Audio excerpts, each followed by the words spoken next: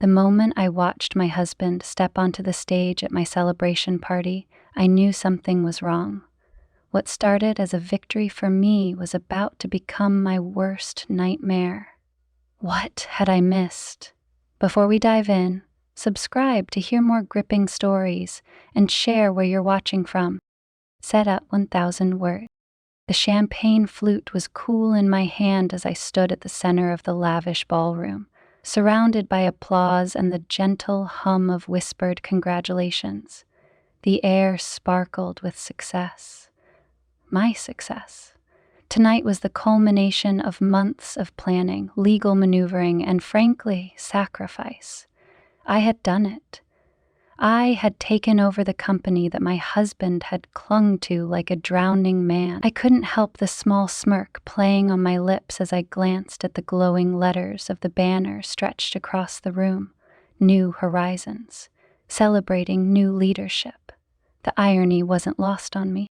But then again, irony had become my constant companion these past few years.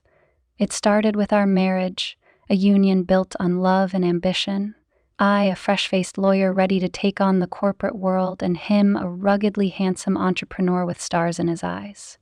His tech company had been his life's work, but as the years dragged on, it became an anchor, dragging us both into the depths. The dreams we once whispered to each other in the dead of night had been replaced by arguments about bills, late hours, and his refusal to let go of his baby. As I stood there in my designer gown, soaking in the envy of my peers, I could hear his words echo in my mind from one of our many fights. "You think you're smarter than me, don't you? You think you know better." He wasn't wrong. I did, and that belief had carried me here, to the very moment where I proved him right.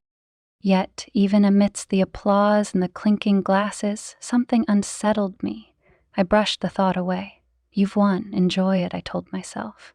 My lover, Andrew, appeared at my side, his presence a familiar mixture of comfort and excitement.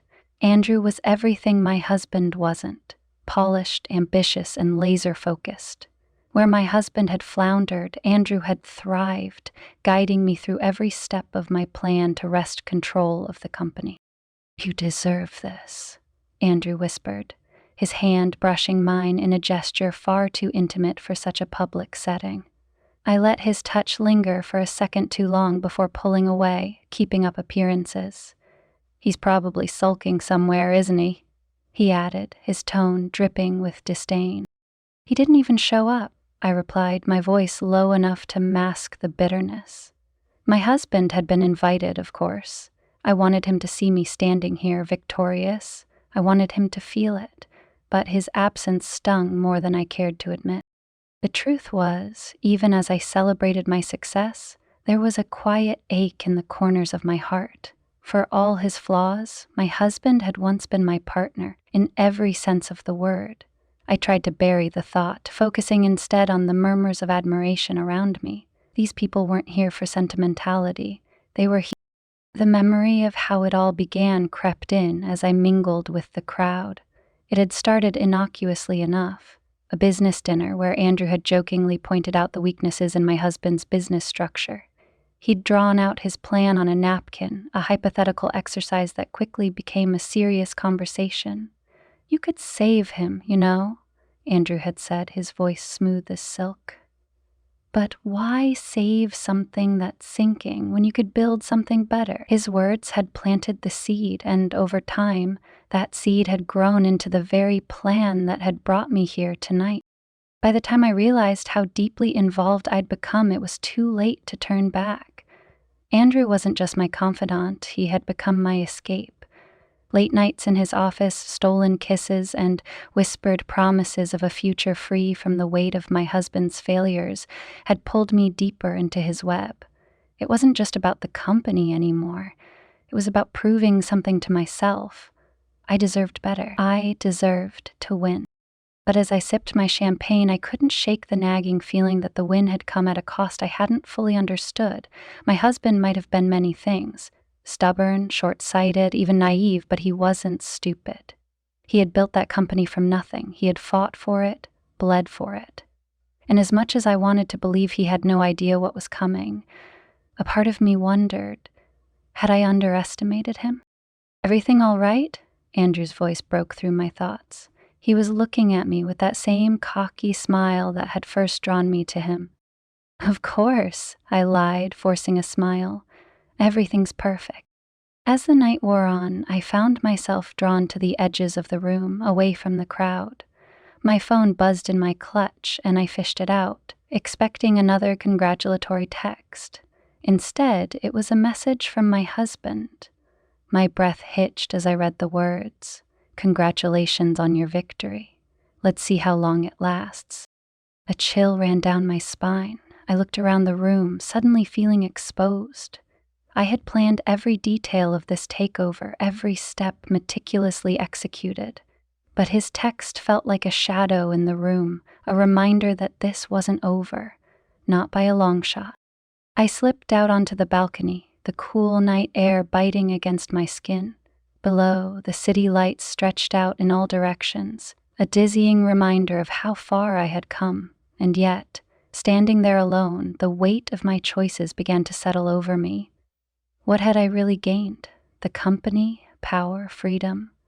Or had I lost something far more valuable in the process? The door behind me creaked open and I turned to see Andrew stepping out.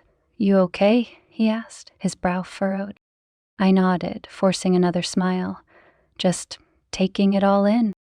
But as I stared out at the city, I couldn't shake the feeling that the game I thought I had won was far from over, and that my husband, the man I had underestimated, was still holding cards I hadn't even seen. The ballroom was alive with a cacophony of laughter, clinking glasses, and the melodic hum of a jazz quartet. The weight of my victory should have felt euphoric, but as I walked back into the glittering scene, my husband's text gnawed at my composure. Let's see how long it lasts. What did he mean? A part of me wanted to dismiss it as bitterness, but his calculated tone was unsettling. Andrew's reassuring presence by my side felt like a shield, but even he couldn't quiet the growing unease in my chest. "Ladies and gentlemen," a voice boomed over the speakers, cutting through the buzz of the room. "If I could have your attention, please." I turned to see one of the senior executives of the newly acquired company, a wiry man named George with a penchant for dramatics. He tapped the microphone, a grin plastered across his face. "We're here tonight to celebrate the brilliance and tenacity of our new leader, Mrs. Evelyn Carter." A wave of applause erupted, and I forced myself to smile as all eyes turned toward me. "Go on," Andrew whispered, nudging me forward. I stepped onto the stage, my heels clicking against the polished wood. The spotlight warmed my skin as I stood at the podium, surveying the sea of faces before me. Many of them were familiar, industry peers, investors, and a few well-placed journalists whose presence I had ensured. I took a deep breath, ready to deliver the speech. "Thank you all for being here tonight," I began, my voice steady. "This moment represents more than just a change in leadership. It's the dawn of a new era, one defined by innovation, collaboration, and the relentless pursuit of excellence."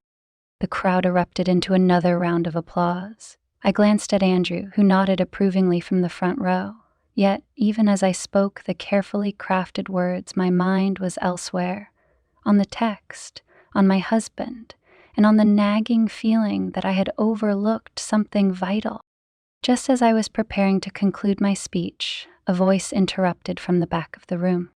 "Evelyn," it called, clear and unshaken. My breath caught in my throat. The crowd turned as one, parting like the Red Sea to reveal my husband, standing tall in a sharp black suit. He looked utterly composed, his presence commanding in a way I hadn't seen in years. The sight of him made my stomach twist. "James," I managed, gripping the edges of the podium, "I wasn't expecting you." He walked slowly toward the stage, the click of his polished shoes reverberating in the stunned silence. "Clearly," he said, his lips curling into a faint smile.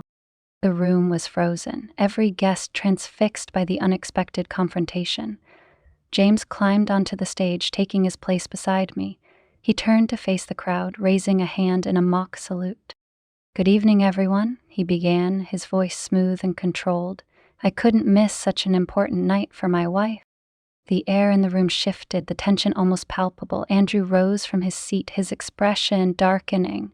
James's eyes flicked to him, and his smile widened. "And Andrew," he added, his tone dripping with sarcasm. "Always a pleasure." I could feel the heat rising in my cheeks. "James, this isn't the time." "Oh, I think it's the perfect time," he interrupted, pulling a folder from the inside pocket of his jacket. He held it up for the audience to see, his grin sharp as a blade. "Ladies and gentlemen, my apologies for the interruption, but I believe there is a bit more to tonight's celebration than meets the eye." Murmurs rippled through the crowd as he opened the folder, flipping through the pages with deliberate precision. "What are you doing?" I hissed, my voice low and urgent. "Just ensuring everyone gets the full picture," he replied coolly. He turned back to the microphone.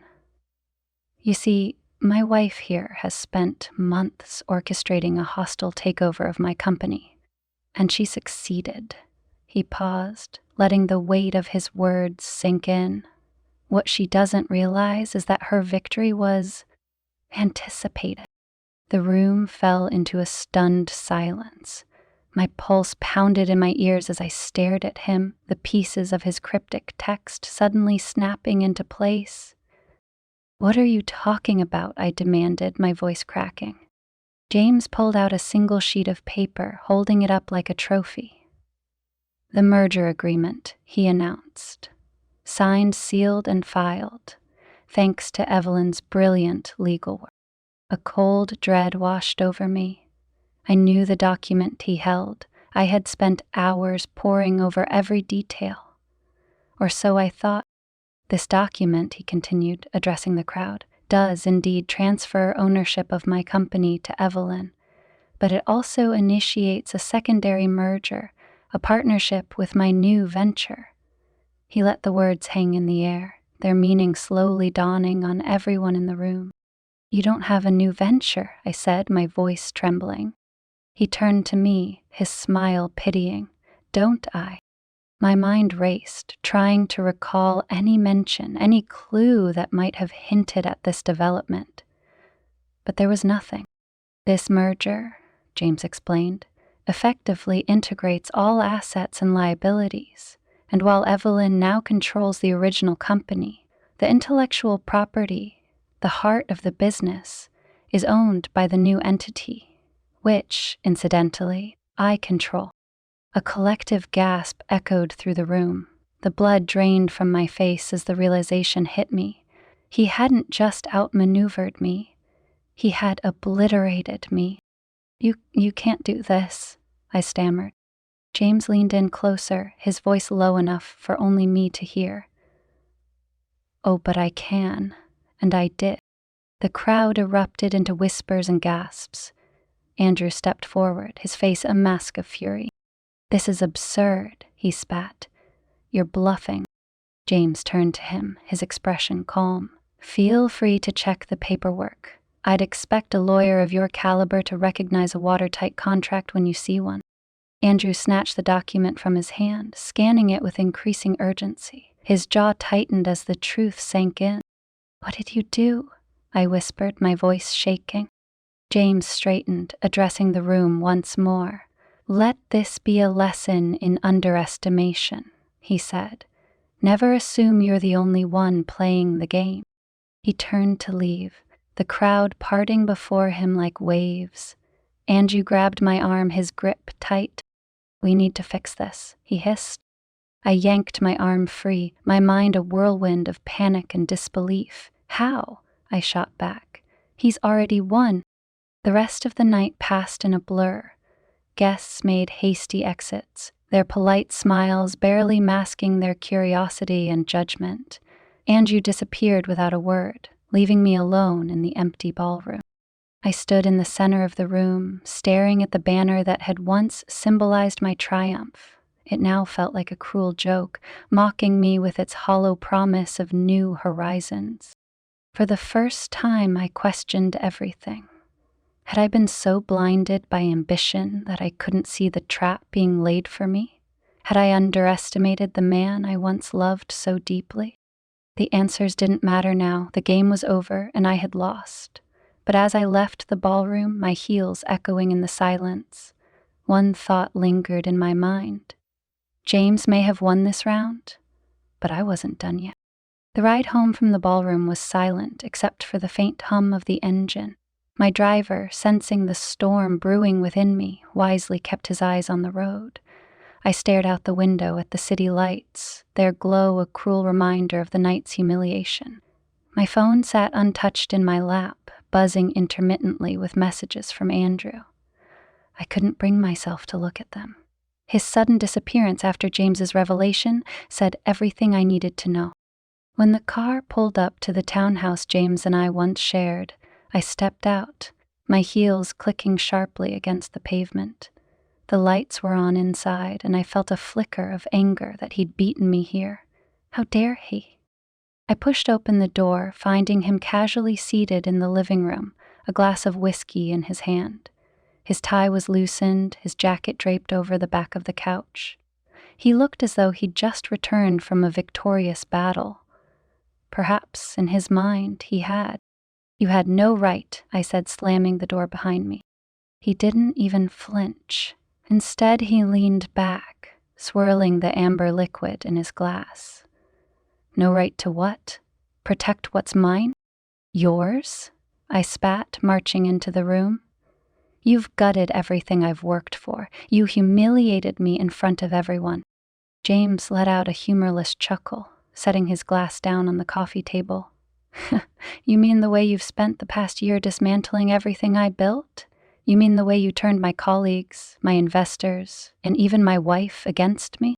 I opened my mouth to respond, but found I had no words. He stood, his towering presence forcing me to take an instinctive step back. "Don't act like the victim now, Evelyn. You played your hand and you lost. Own it." The fire inside me burned brighter. "I didn't lose. You cheated. You tricked me with your little scheme." James took a step closer, his eyes locking onto mine. "Cheated? Is that what you call it? Because to me, it looks like I beat you at your own game." I couldn't believe his audacity. "This wasn't a game, James. This was my life, my career. You had no right to sabotage me." He laughed then, a bitter sound that echoed through the room.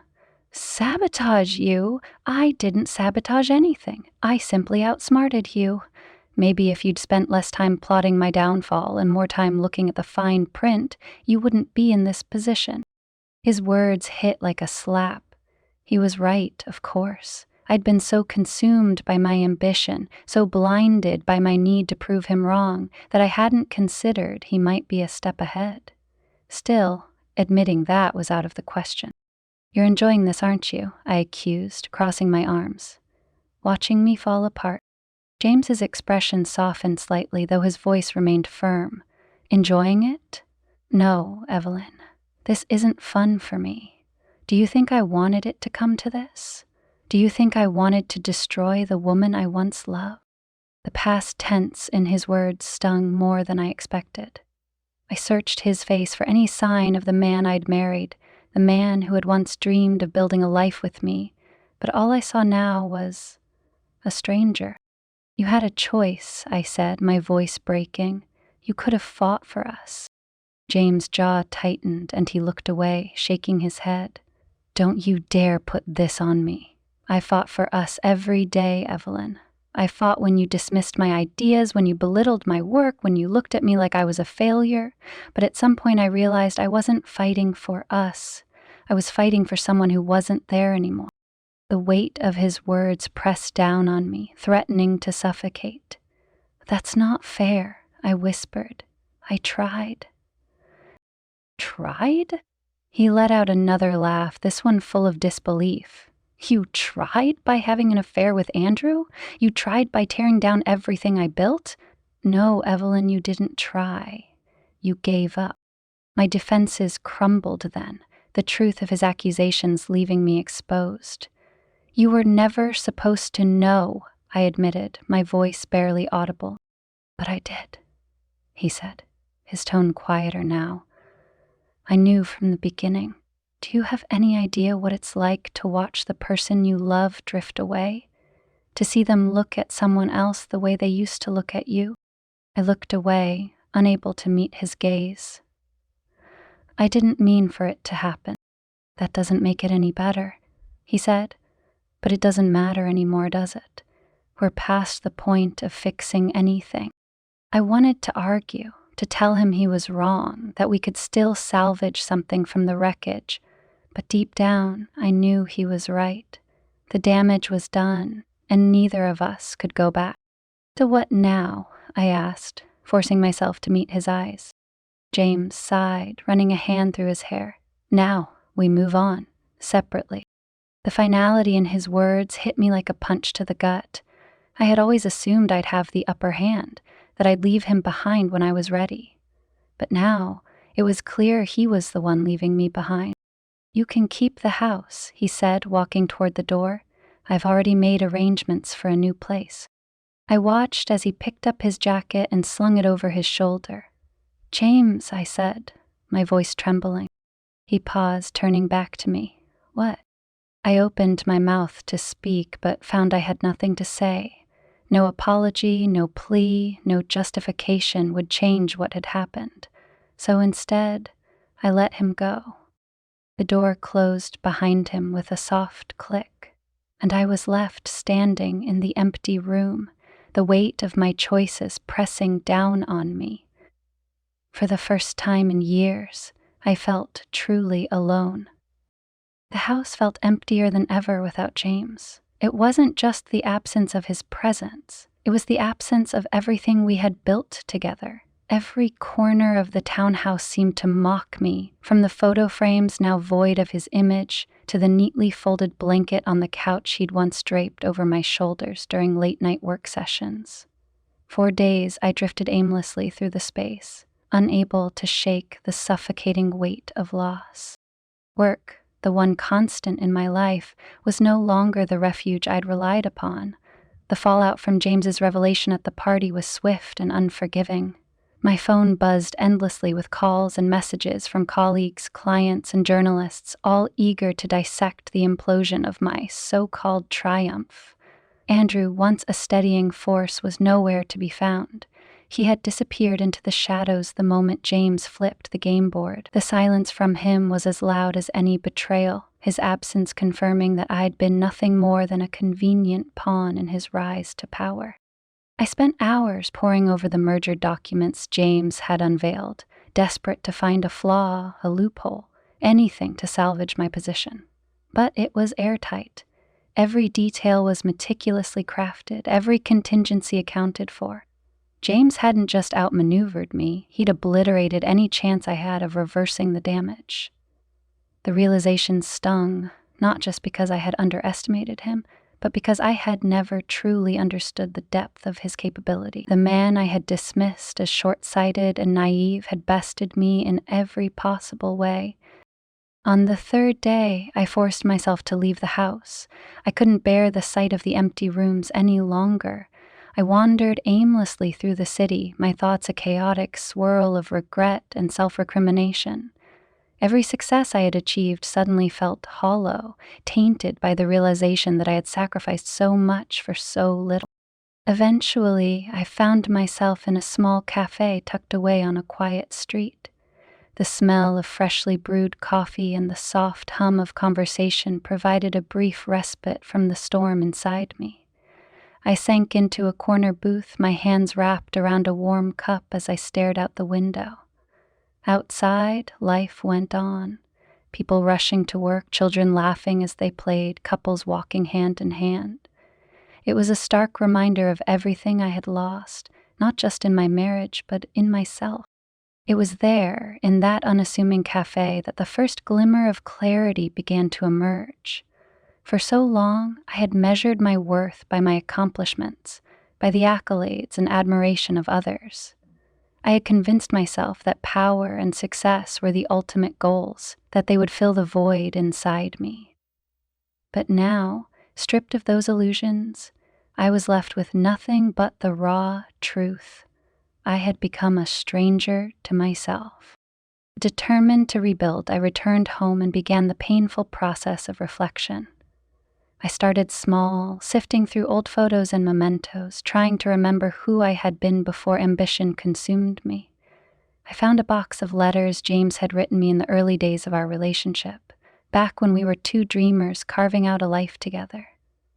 Reading his words, so full of hope and love, brought tears to my eyes. How had we fallen so far?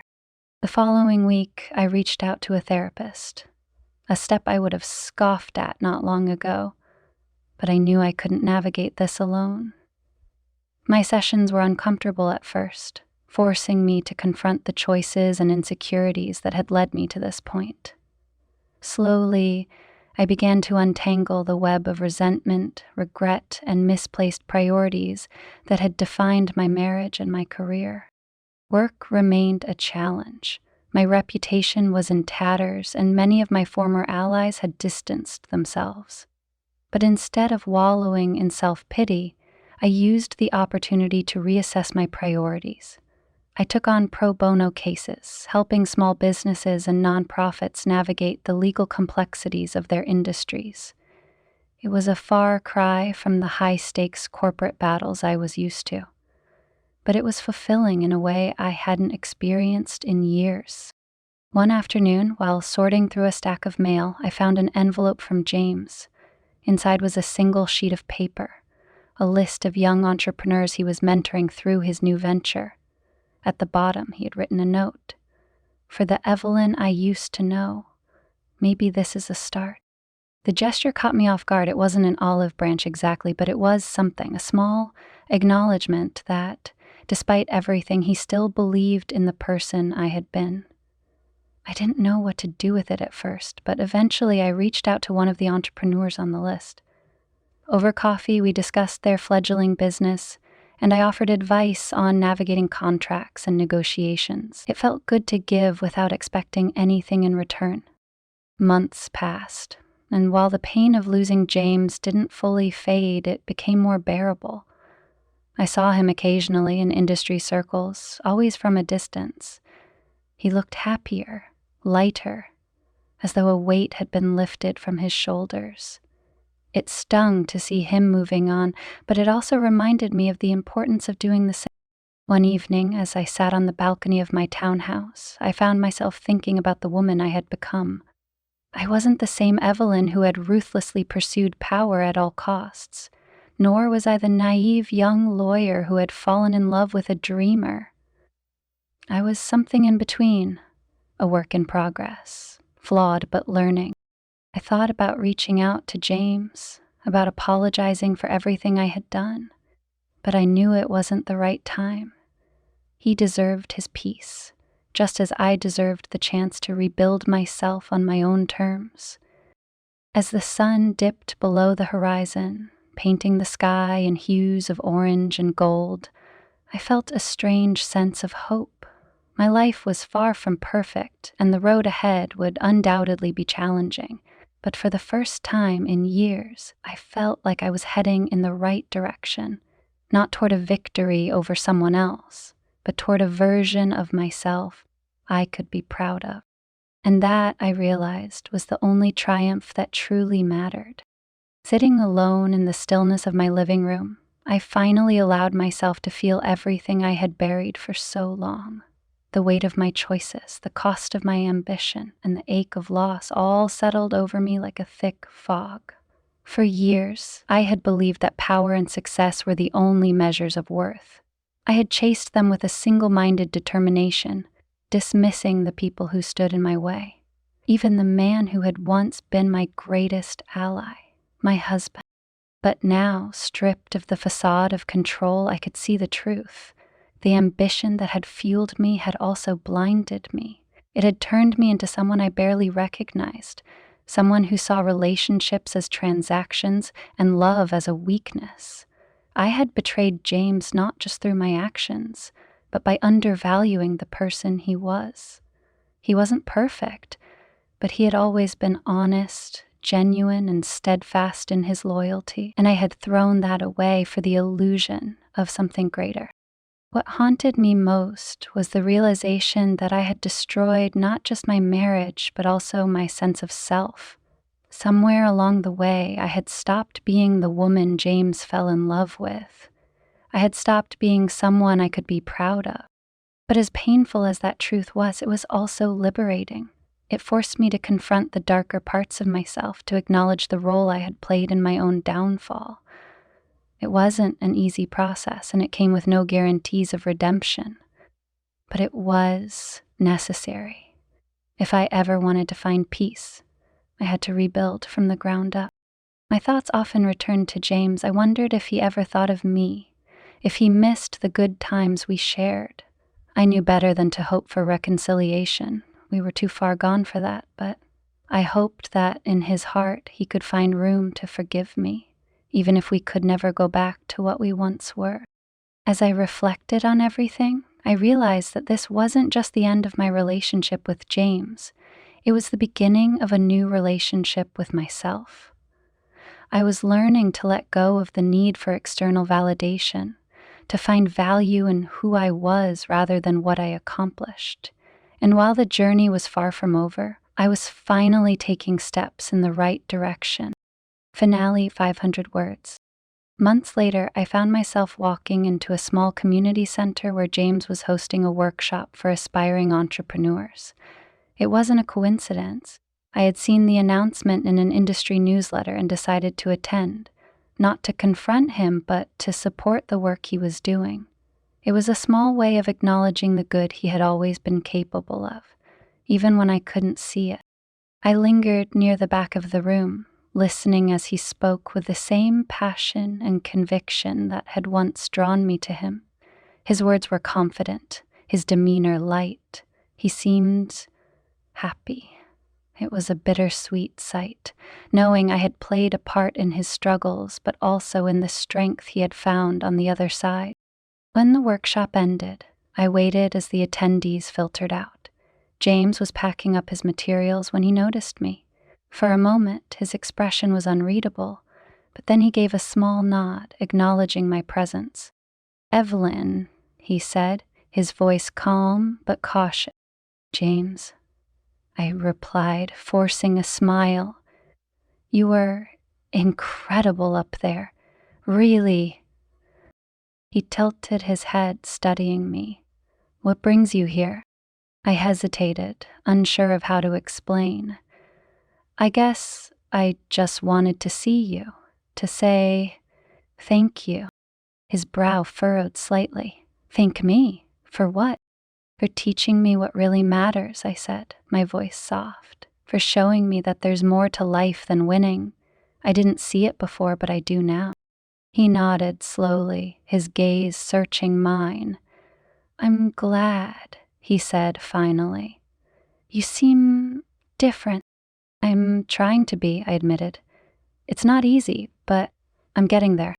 For a moment, silence stretched between us, heavy with unspoken words. Finally, James broke it. "I hope you find what you're looking for, Evelyn." "I hope you do too," I replied, my heart aching even as I smiled. "You deserve it." He nodded again, and with that he turned to leave. I watched him go, the door closing softly behind him, and though it hurt to see him walk away, I knew it was the right ending for both of us. As I stepped outside into the crisp evening air, I felt a strange sense of peace. My journey wasn't over, and the road ahead would be challenging, but for the first time, I was ready to face it, not as the woman I had been, but as the woman I was becoming. And that, I realized, was the true victory.